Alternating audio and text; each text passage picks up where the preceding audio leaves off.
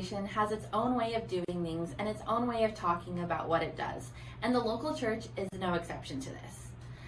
At times, it can be easy to overlook the church as an organization, yet we cannot overlook the ways in which the local church can be analyzed through the different lenses that we've spent this past semester learning about. During our time within this project, Anave, Kate, and I had the wonderful opportunity to dive deeper into a church organization that is 20 minutes away from APU. For a brief background on this church's history, this church was first established all the way back in 1822 as a Sunday school. And then recently, in September 2018, the church and congregation went through a large rebrand and revival that was marked by the changing of the organization's name. Though the church has gone through many seasons of change, their vision has remained the same: to multiply disciples of Jesus through community, hospitality, and intellectual integrity. In their 130 plus years of serving their community, the church has been able to impact many lives through different ministries that they have. Some of these include kids and youth, young adults, women's, and outreach ministries.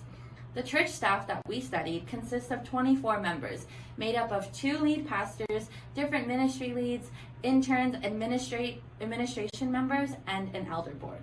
This was a wonderful experience, as Zelaya, Kate, and I are passionate about the impact of effective communication within the church and the community that surrounds it. With this said, during our time spent this semester within the local church, we have noticed a few areas of conflict that stand out. You see, conflict is evident within organizational life, but it can also serve as means for growth and development within an organization. Within the local church we explored, we found that the largest area of conflict was within dysfunctional decision-making that has occurred as a result of the staff's inability to share constructive feedback with one another. In fact, from speaking with different members of the church, we have found that many do not feel as if they can voice their own opinions or that their voice is being heard within the workplace. Ongoing communication is a necessary factor of successful collaboration and work accomplishment. Only through communication may members of the church create and work through conflict.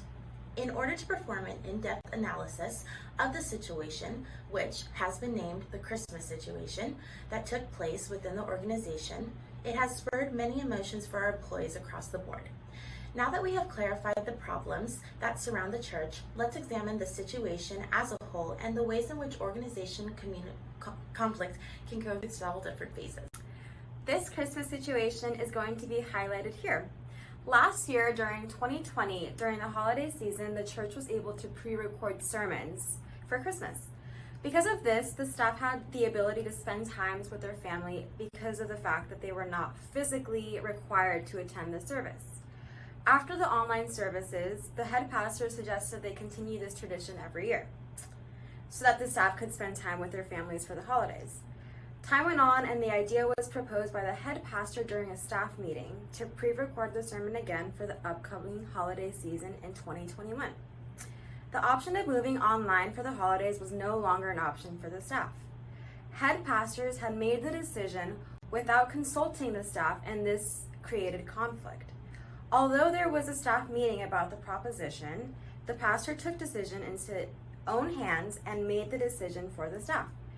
People felt conflicted and frustrated with this decision because there was no decision-making process from the staff. Because of the situation, we are able to see how management can take decisions into their own matters and cut off the channel with the staff. This matters because we can see what type of communication problem this organization is experiencing. People may feel like their opinions no longer matter or will change the decision-making process from management. We learned this through our interviews with the staff and what they had to say about their input. One of the biggest takeaways we learned through this situation is the importance of communication and feedback from staff to management. Because of the lack of decision-making from the staff, this can create tension and conflict within the two groups, aka the employer and employee. With this Christmas situation, we caught this organization in the midst of a fresh conflict. The freshness of this conflict was evident in the reluctant tones that the interviewees that we spoke with used during their interview when they shared about the situation. As we dug deeper into that particular situation surrounding the Christmas service plan, it became clear that this was not an isolated event within the organization. The conflict aftermath within this church has left members of staff in a sticky situation of loving the people of the workplace, but frustrated with how they work together and how crucial decisions are being made as a staff. Yet, this frustration has been tucked away and muffled by how close the staff is on a personal level.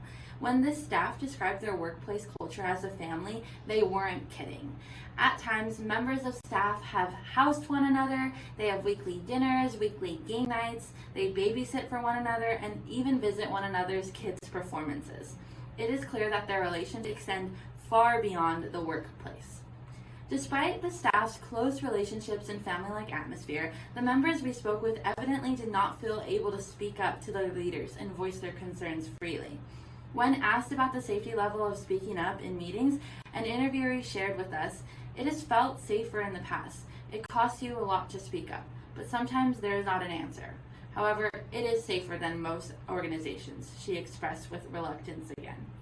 This organization's staff's focus on fostering close relationships has cost them the ability to freely give constructive feedback to one another. Sure, they have weekly staff meetings, but outside of that, there is no room for feedback exchange. So members either have to be bold and speak out in front of the whole staff, or they are left to their own devices for voicing feedback.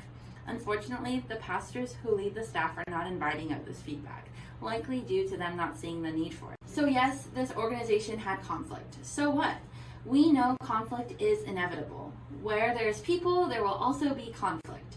Our book's chapter talked about how conflict can either be constructive or destructive. In our organization's case, this conflict scenario was destructive, not solely due to what had occurred in that meeting about Christmas, but more because of the aftermath that followed. So, if you're not looking to work in the local church one day, how does this matter to you? Dr. Davis had us start off the first class of the semester by going around the room and sharing our future career dreams. Some of us shared our desires of teaching elementary schoolers. Others shared their desires of working as a marriage and family therapist, high school counselor, music artist, organizational consultant, and many more. Whatever it is, we are going out into the workplace and are going to encounter people. And with people and all of our brokenness comes conflict. So then what do we do in these situations? We have proposed 2 solutions to the conflict that has occurred within the church we studied. And we want to share these solutions with you for when you find yourself in a similar situation in your future workplace. One would be an anonymous feedback form. This may look like the management of an organization creating an anonymous online survey that must be completed every 3 months. This online survey will help with feedback, create a safe space, increase engagement, and show how the head pastors, managers, or supervisors care for their team. This will shift the culture from feeling as though employees do not feel as though they have a voice to be heard to feeling safe and heard from their management.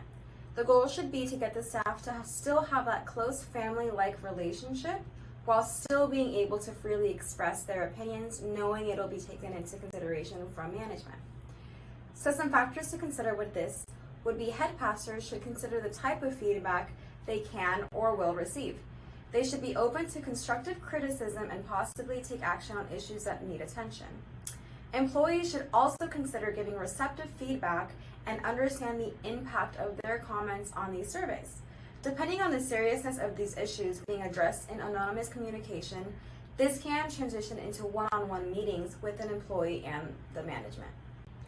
Individual check-ins or one-on-ones between an employee and a lead pastor can be beneficial for this organization.